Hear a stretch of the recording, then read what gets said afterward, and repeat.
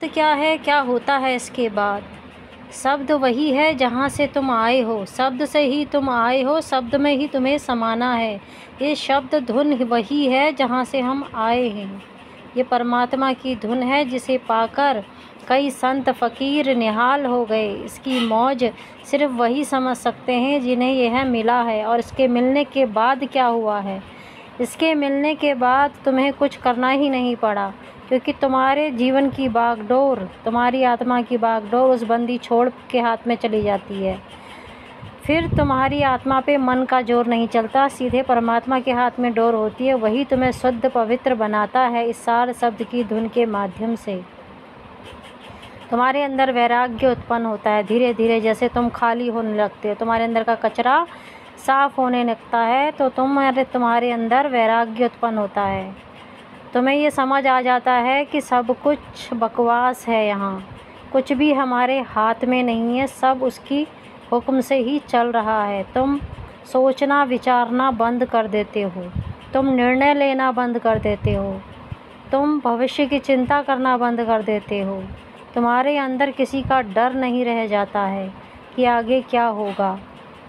तो जिस यम नियम आसन के लिए, ब्रह्मचर्य के लिए कितने लोग गुफाओं में जाके साधना तप करते हैं, वह स्वतः ही तुम्हारे अंदर घटना शुरू हो जाता है जैसे ही सार शब्द प्राप्त होता है। खुद ब खुद जितने बंधन तुमने पाल रखे होते हैं वो खुद ब खुद छूटने लगते हैं, क्योंकि आपकी डोर किसके हाथ में आ जाती है? बंदी छोड़, जो सबको बंधनों से मुक्त कराता है। जो भी तुमने अपर बंधन डाल रखे हैं, जैसे कि पूजा पाठ का बंधन, किसी रिश्ते का बंधन, किसी भी प्रकार का बंधन, सब खत्म हो जाते हैं एक झटके में। सभी तंत्र मंत्र का बाप है यह सार शब्द।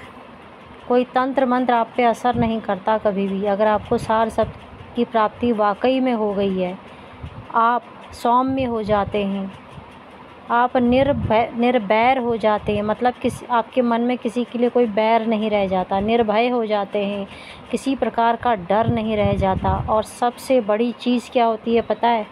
सार शब्द की प्राप्ति का मतलब यह है कि आपकी 108 पीढ़ियाँ तर जाती हैं। मतलब उन 108 पीढ़ियाँ जो जा चुकी हैं वो किसी भी योनि में होंगी, वहाँ से डायरेक्ट उनको मनुष्य का जन्म मिलेगा, अन्य किसी योनि में उनको भटकना नहीं पड़ेगा।